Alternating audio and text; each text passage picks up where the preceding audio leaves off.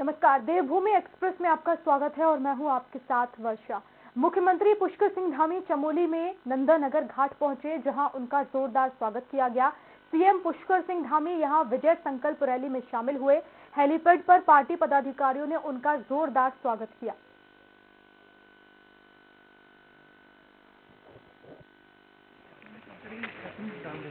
Cabinet मंत्री हरक सिंह रावत के इस्तीफा देने की धमकी के बाद सूबे की राजनीति गर्मा गई है। बीजेपी सरकार और संगठन ठीक चुनाव से पहले हरक सिंह रावत के बदले तेवर को देखकर असहज हो रहे हैं और वहीं मुख्यमंत्री पुष्कर सिंह धामी का साफ कहना है कि हरक सिंह की नाराजगी जैसी कोई बात नहीं है। कोटद्वार मेडिकल कॉलेज को लेकर उनकी चिंता थी, जिसके लिए 5 करोड़ की राशि जारी कर दी गई है। साथ ही बीजेपी सरकार में अब सब कुछ ठीक है।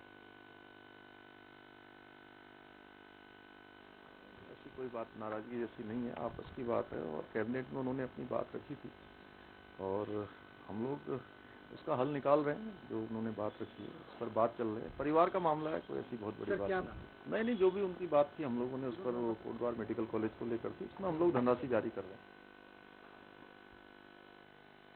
धामी कैबिनेट से नाराज वन मंत्री हरक सिंह रावत की नाराजगी से सूबे की सियासत में तूफान है और इस मसले को लेकर स्वराज एक्सप्रेस ने प्रदेश अध्यक्ष मदन कौशिक से बात की। सुनिए क्या कहा उन्होंने। हरक सिंह रावत की नाराजगी से उठा सियासी तूफान क्या थम गया है, इसको लेकर बात करेंगे प्रदेश अध्यक्ष मदन कौशिक से। क्या आपकी बातचीत हुई है हरक सिंह रावत से? कोई तूफान नहीं है, ना सियासी तूफान है ना नेचुरल तूफान है, सब बिल्कुल ठीक ठाक है। स्वाभाविक तौर पर अपने क्षेत्र के लिए एक मेडिकल कॉलेज को लेकर थोड़ी नाराजगी थी, कुछ भी नहीं है, सब ठीक है। जो नाराजगी थी वो केवल 5 करोड़ रुपए दिए गए हैं, वो कह रहे हैं कि इससे बाउंड्री वॉल भी नहीं होगी। हाँ, बाकी और जारी करेंगे, बात हो गई है। क्या इस ये मान के चलें कि जो कांग्रेस की विधायक हैं भगवानपुर से, उनका भी अपने विधानसभा क्षेत्र में मेडिकल कॉलेज की मांग थी, तो ये मान के चलें कि बीजेपी ने दबाव में 5 करोड़ स्वीकृत किए हैं? दबाव क्या होता है? क्षेत्र में काम करने के लिए विधायक बात करते हैं, दबाव किसको कहते हैं? साथ ही एक अंतिम सवाल ये है कि पार्टी के भीतर सब ऑल वेल चल रहा है? हाँ, ऑल इज वेल। आपको देख नहीं रहा सब पार्टी पूरे आप देख रहे हैं। वो तो जाके दिल्ली में कांग्रेस का आप देखो, वहां तुम्हें दिखा रहे, परसों मारपीट हुई, आपने कहाँ दिखाया अभी? हरक सिंह रावत से आपकी कोई बातचीत हुई है? मेरी सबसे बातचीत हो रही है। तो ये थे पार्टी अध्यक्ष मदन कौशिक, जिन्होंने साफ तौर पर यह कहा है कि पार्टी के भीतर सब ठीक चल रहा है। हालांकि ये कहना मुश्किल है कि हरक सिंह रावत क्या ठीक शांत हो गए हैं। देहरादून से कैमरामैन जेटली के साथ मैं सुनील राज। दिल्ली के कैबिनेट मंत्री इमरान हुसैन 2 दिवसीय दौरे पर हरिद्वार पहुंचेंगे। इमरान हुसैन 27 और 28 दिसंबर को हरिद्वार में रहेंगे।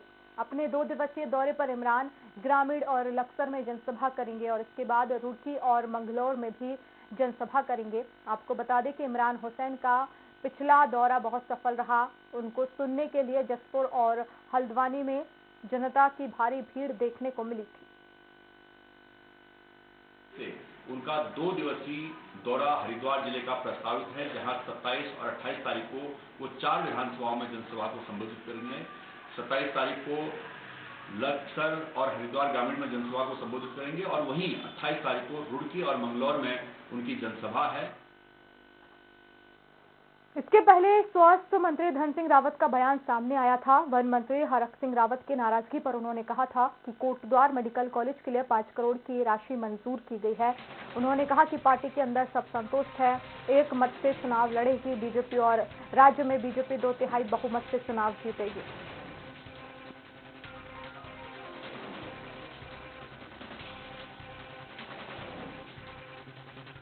आदमी है और मुझे नहीं लगता है कि कहीं उन्होंने कोई बयान भी दिया है। कहीं बयान दिया तो बताइए आप। और वो हमारे बड़े भाई भी, हमारे सीनियर मंत्री हैं और अपने क्षेत्र के लिए लड़ना जो है स्वाभाविक है। हम भी अपनी बात रखते हैं और मुझे लगता है कि बिल्कुल सामान्य स्थिति है। हम एक मत से चुनाव में जा रहे हैं। मसूरी में अटल बिहारी वाजपेयी की 96वीं जयंती पर तिलक लाइब्रेरी में कार्यक्रम आयोजित किया गया और इस अवसर पर कैबिनेट मंत्री गणेश जोशी और बीजेपी कार्यकर्ताओं ने अटल जी के चित्र पर पुष्पांजलि अर्पित कर याद किया। इस मौके पर सभी ने अटल के मार्ग पर चलने का आह्वान किया। कैबिनेट मंत्री ने कहा कि अटल के कारण ही उत्तराखंड का निर्माण हो सका है। उन्होंने कहा कि अटल ने देश में सुशासन की कल्पना को चरितार्थ कर दिखाया। कैबिनेट मंत्री ने वरिष्ठ नेता डॉक्टर हरक सिंह रावत के मामले में कहा कि अभी उनके इस्तीफे की पुष्टि नहीं हुई है। उन्होंने कहा कि रावत बीजेपी के सच्चे सिपाही हैं, उन्हें मना लिया जाएगा। जयंती आज हम यहाँ पर मना रहे हैं, सुशासन दिवस के रूप में मना रहे हैं। आपने 6 साल के प्रधानमंत्री काल में सुशासन का जो पाठ पढ़ाया, आज वही कारण है कि उसका अमल करते हुए देश के प्रधानमंत्री नरेंद्र मोदी जी आगे बढ़ रहे हैं। और वहीं विधायक उमेश शर्मा काऊ ने कहा कि हरक सिंह रावत की नाराजगी अब दूर हो गई है। उन्होंने बताया कि मुख्यमंत्री ने रात को हरक सिंह रावत से बात की, जिसके बाद हरक सिंह रावत को मेडिकल कॉलेज के निर्माण का आश्वासन दिया गया है। उमेश शर्मा काऊ ने बताया कि पूरी तरीके से खबर का खंडन है। बताया जा रहा है कि हरक सिंह रावत कल देहरादून में ही किसी निजी होटल में रुके हुए हैं। उमेश शर्मा काऊ बता रहे हैं कि हरक सिंह मान गए हैं।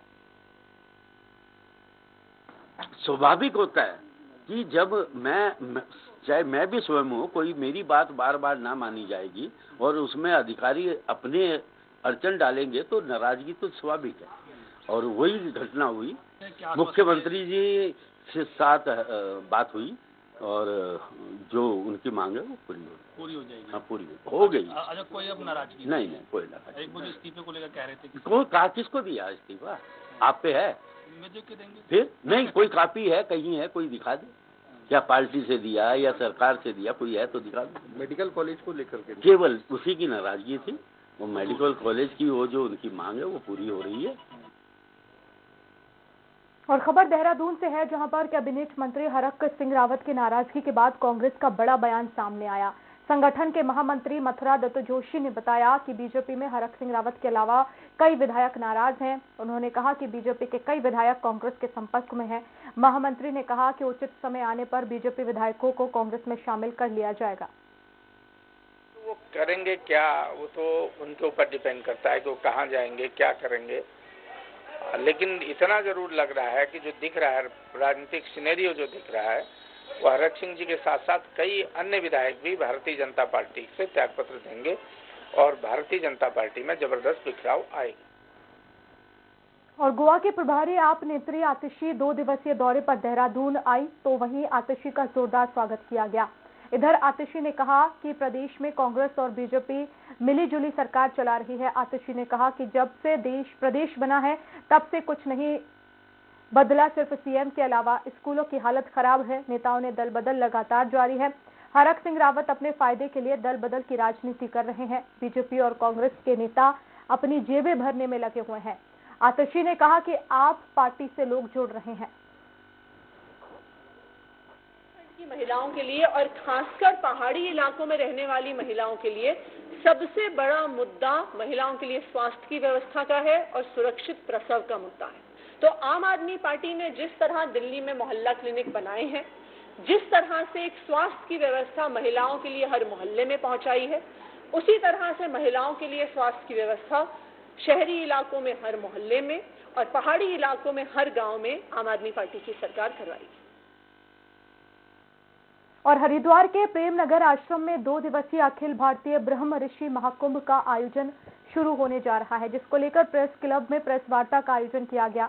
पत्रकारों से वार्ता करते हुए अखिल भारतीय ब्राह्मण महासंघ के राष्ट्रीय अध्यक्ष प्रवीण त्यागी ने बताया कि पूरे देश में ब्रह्म ऋषि समाज ही ऐसा समाज है जो राजनीति से प्रेरित कार्य नहीं करता, बल्कि हम अपने समाज को धर्म और राष्ट्र की रक्षा की दिशा में चलने के लिए प्रेरित करते हैं।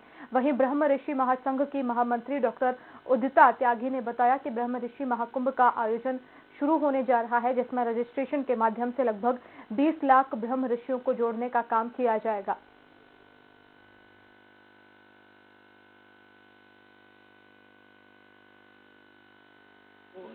अखिल भारतीय ब्रह्म ऋषि महासंघ का 31वां राष्ट्रीय अधिवेशन हमारे प्रेमनगर आश्रम में कल दिनांक 26 तारीख को जो आयोजन किया जा रहा है महाकुंभ का, जिसमें मुख्य रूप से मैं भी ब्रह्म ऋषि नाम से सदस्यता अभियान की शुरुआत है। वापस हम लोग हरिद्वार जो ब्रह्म की नगरी है, जो ब्रह्म ऋषियों का उद्गम है, हमें वापस मौका मिला हमारे अध्यक्ष जी की प्रेरणा से कि भाई हरिद्वार में ठीक 27 साल बाद दोबारा महाकुंभ यहाँ आयोजित किया जाए। और वक्त एक छोटे से ब्रेक का है।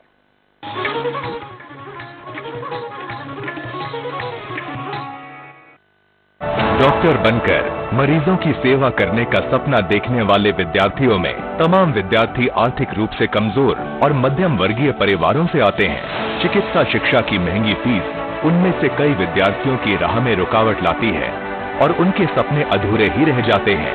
लेकिन अब ऐसे छात्र छात्राओं के सपनों को साकार करने के लिए उत्तराखंड सरकार ने पढ़ाई की फीस घटाकर छात्र छात्राओं को दी है एक अनोखी सौगात। यही नहीं, प्रदेश सरकार इसी शैक्षणिक सत्र यानी 2021-2022 से MBBS कोर्स की कम की गई फीस की व्यवस्था लागू करने जा रही है। मुख्यमंत्री पुष्कर सिंह धामी की अगुवाई में हाल ही में प्रदेश सरकार ने राजकीय मेडिकल कॉलेजों में नॉन बॉन्डेड MBBS कोर्स की फीस 4 लाख रुपए प्रति वर्ष से घटाकर 1,45,000 रुपए प्रति वर्ष निर्धारित की है। प्रदेश सरकार द्वारा जारी शासनादेश के अनुसार घटाई गई फीस को मौजूदा शैक्षणिक सत्र से लागू किया जाएगा। इस कल्याणकारी कदम से प्रदेश के राजकीय मेडिकल कॉलेजों में इस सत्र में एडमिशन लेने वाले विद्यार्थियों के अलावा पहले से अध्ययनरत छात्र छात्राओं को भी बड़ी राहत मिली है। सरकार के इस ऐतिहासिक फैसले के बाद पूरे देश में उत्तराखंड ही एकमात्र ऐसा राज्य बन गया है जहां सबसे कम फीस में होगी MBBS की पढ़ाई। उत्तराखंड सरकार के मजबूत इरादों में है दम। MBBS की महंगी फीस अब हुई आधे से भी कम। विकल्प रहित संकल्प, नए इरादे, युवा सरकार। रूप मंत्रा आयुर्वेदिक फेस वॉश। इसमें है क्यूकम्बर के प्योर एक्सट्रैक्ट जो नेचुरली चेहरे को मॉइस्चराइज रखे। ये कोई कॉस्मेटिक नहीं, आयुर्वेदिक औषधि है। RKDF university Bhopal, most awarded university of Madhya Pradesh, जहां 105 एकड़ के विशाल कैंपस में स्टूडेंट्स को मिलती है world class education facility, foreign exchange program, hi tech lab, hygienic food facility और CCTV secured hostel. RKDF university is the most innovative university of Madhya Pradesh, जहां के रिसर्च को मिलता है भारत सरकार और अंतर्राष्ट्रीय स्तर पर सम्मान। उच्च शिक्षा के क्षेत्र की नई पहचान। RKDF university, Gandhinagar, Bhopal. For admission detail contact 1800-2700-320। नमस्कार। बाबा साहब अंबेडकर का जीवन बेहद प्रेरणादायी है। एक बेहद गरीब घर में जन्मे, बचपन से ही छुआछूत के शिकार रहे, लेकिन अपने जीवन में उन्होंने शिक्षा को बहुत महत्व दिया, खूब संघर्ष किया, विदेश से 2-2 डॉक्टरेट की डिग्री हासिल की, वकालत की। उन्हें 11 भाषाओं का ज्ञान था। उन्होंने भारत का संविधान लिखा। बाबा साहब का सपना था कि भारत के हर बच्चे को अच्छी से अच्छी शिक्षा मिले। पर क्या आजादी के 75 साल बाद भी हम लोग बाबा साहब का सपना पूरा कर पाए? मैंने कसम खाई है, बाबा साहब का सपना मैं पूरा करूंगा। मैं चाहता हूं कि हर दिल्ली वासी बाबा साहब की जिंदगी से प्रेरणा ले। इसीलिए दिल्ली सरकार 5 जनवरी से दिल्ली के जवाहरलाल नेहरू स्टेडियम में बाबा साहब अंबेडकर के जीवन पे दुनिया का सबसे बड़ा शो करने जा रही है। आपके लिए शो एकदम फ्री होगा, आप जरूर आएं। जय Hind. Baba Saheb the grand musical की टिकट बुक करवाने के लिए www.babasahebmusical.in पर जाएं या 8800009938 पर कॉल करें।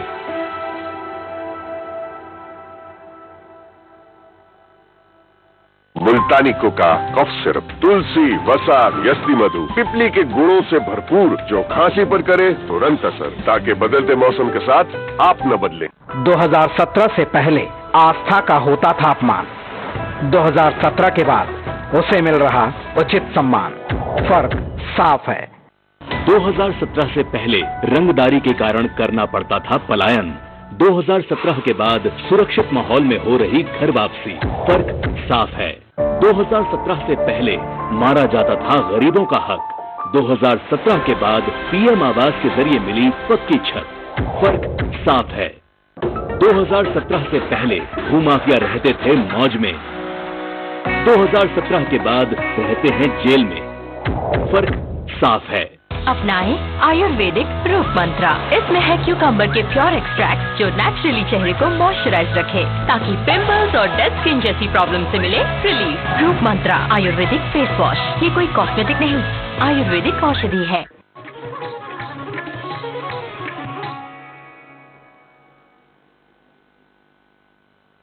और ब्रेक के बाद खबर जसपुर से, जहां पर ईसा मसीह के जन्मदिन मनाया जा रहा है।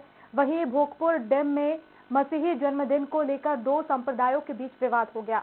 दरअसल एक परिवार ने मसीही जन्मदिन पर कीर्तन को लेकर पैम्फलेट छपवाए थे और पैम्फलेट में सिख समाज के नगर कीर्तन शब्द और ढोल बजाते हुए सरदार का फोटो होने के कारण सिख समाज ने इसका विरोध किया और इस दौरान पुलिस मौके पर पहुंच गई, दोनों पक्षों को समझाया, जिसके बाद कोई कीर्तन नहीं निकाला गया।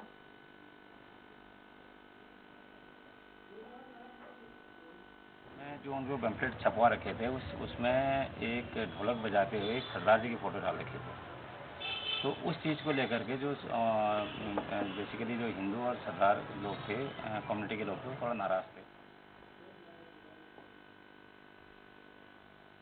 हरिद्वार के पौड़ी घूमने आई राजस्थान की युवती से देर रात छेड़छाड़ का मामला सामने आया है, जिसमें युवती ने कोतवाली थाना परिसर में जमकर हंगामा किया। युवती ने आरोप लगाया है कि कोतवाली थाने के एक पुलिसकर्मी ने उसके साथ छेड़छाड़ की और फोटो दिखाने पर स्टाफ कर्मियों ने पहचानने से इनकार कर दिया। हालांकि युवती के हंगामे का वीडियो सोशल मीडिया पर जमकर वायरल हो रहा है और इधर मामले को लेकर पुलिस ने अभी तक कोई कार्रवाई नहीं की है।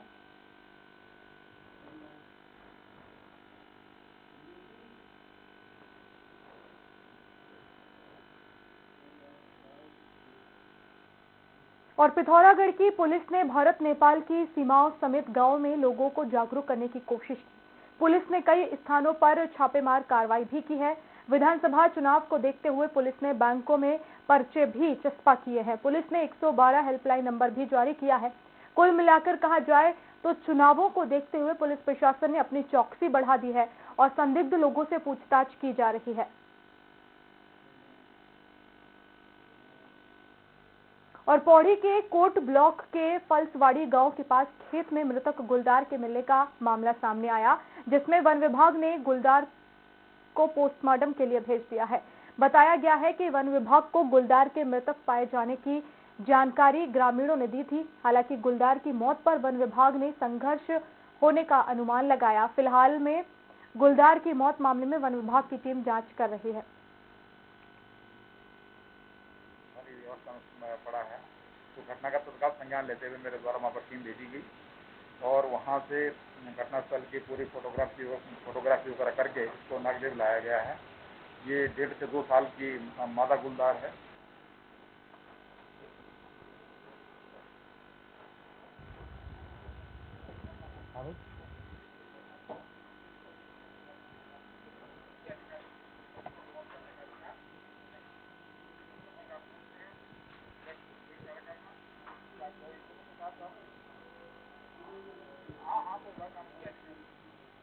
और चलिए सीधे चंपावत आपको लिए चलते हैं, जहां पर दलित समाज के भोजन माता को धामी सरकार के द्वारा सस्पेंड किए जाने पर दिल्ली सरकार के कैबिनेट मंत्री राजेंद्र पाल गौतम प्रेस कॉन्फ्रेंस कर रहे हैं। एनकरेज करना चाहिए।